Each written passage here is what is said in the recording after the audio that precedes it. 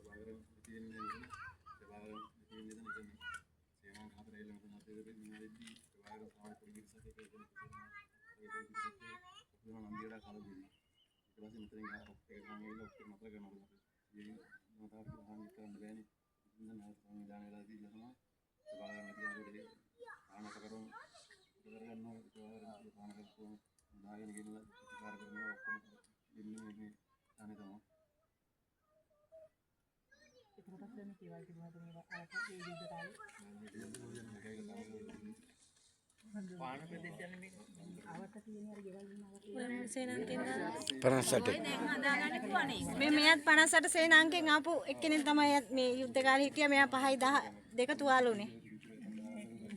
මෙතෙන් තමයි මන්තවල වෙන්නේ මේ ඒරියා එකේ.